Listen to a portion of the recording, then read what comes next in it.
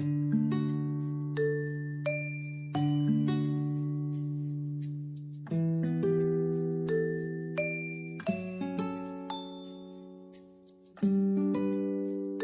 friends, it's Fairlina Fields. I'm so excited to show you how I built my first home in Pokopia, and I'm going to guide you step by step through the entire build process so that you can recreate it exactly the same in your own game.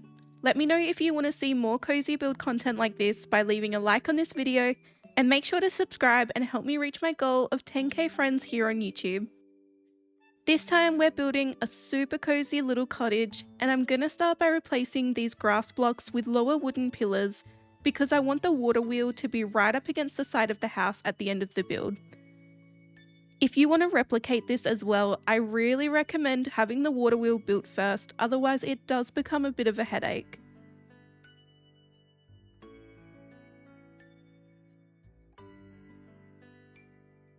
The base foundation is 8x8 blocks with a 3x4 extension to the front. The great thing about this home is that up to 4 Pokemon can live here, and the game will recognise it as inhabitable once it's enclosed with a door and 3 different pieces of furniture. You can also make it your own and teleport back here at any time by placing a Ditto flag somewhere near the cottage, just like you would with a regular housing kit. As soon as I saw that Pokopia had these timber framed blocks, I knew I was going to have to design an entire village filled with the most whimsical buildings.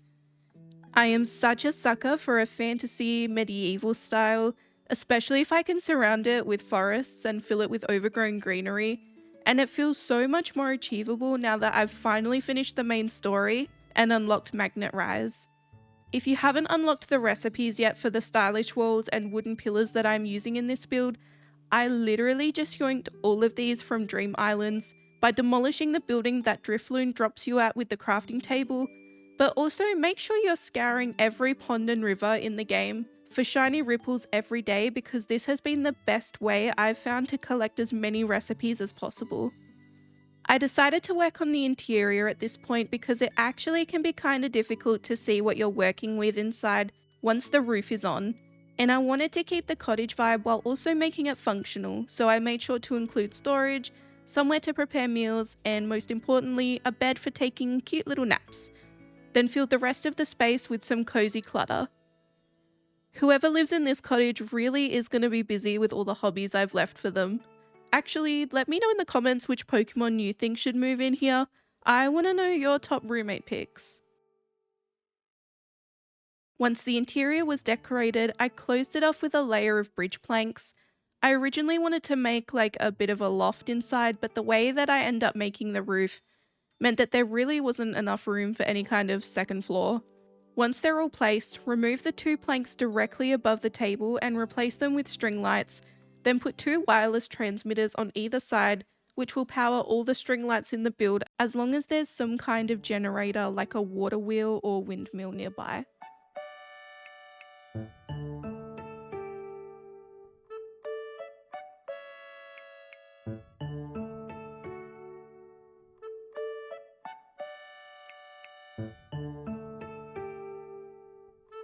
I used more bridge planks and some walkways to create 2 raised platforms, a small one at the front door and then a larger one at the back that curves around the side, which made the overall build feel less like a box and more like a realistic structure. I've been pleasantly surprised by the amount of creative freedom that Pokopia allows, and as a primarily Animal Crossing player, this whole new way of building has really been such a breath of fresh air. And in a way, I feel like it's actually been easier to not only feel inspired, but also to create the builds themselves in Pokopia. I'm not sure if that's attributed to just the terraforming alone, because that was probably my biggest struggle in Animal Crossing, but I'm really just so happy to feel joy again while building and for it to not feel like such a chore. Now that we have the base structure of the home, it's time to start on the roof.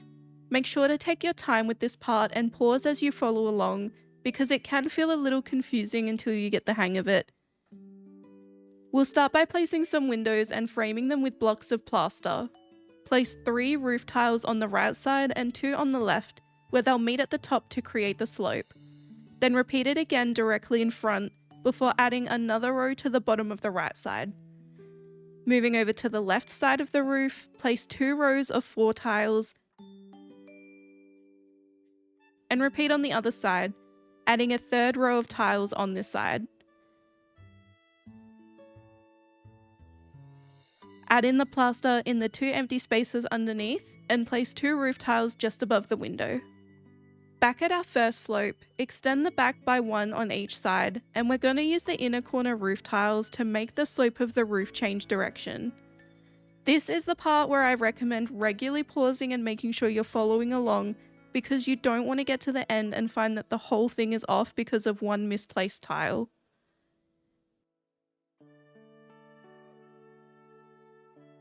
At this point, it should look something like this. Now we're going to add in a little chimney, which is just 3 cobblestone blocks topped with a stone tiling block. Use 4 inner corner roof tiles in an upward diagonal path, and then fill the empty spaces with regular roof tiles.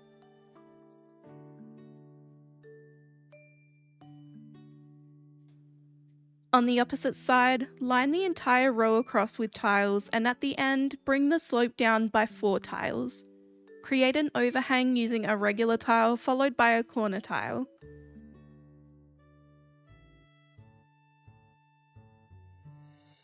Using windows and plaster, recreate the same windows you made at the front of the house, including the eaves, before joining the tiles back up and leaving the outline of the back portion of the roof.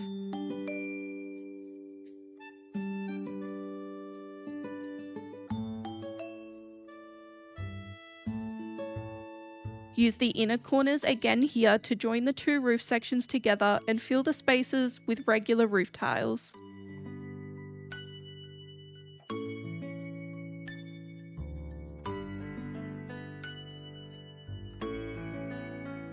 Under the very top section of the roof, place 2 blocks of plaster at each end and fill the space in between with 2 rows of 6 wooden wall blocks.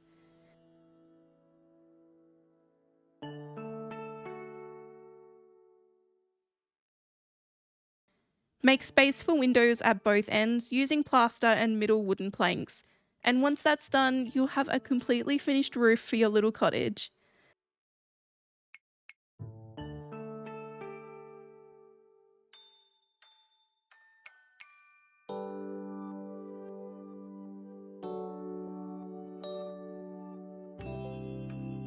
Go around and add roof supports to all the eaves, add some planter boxes with some flowers under windows, and fill empty spaces with bushes and grass.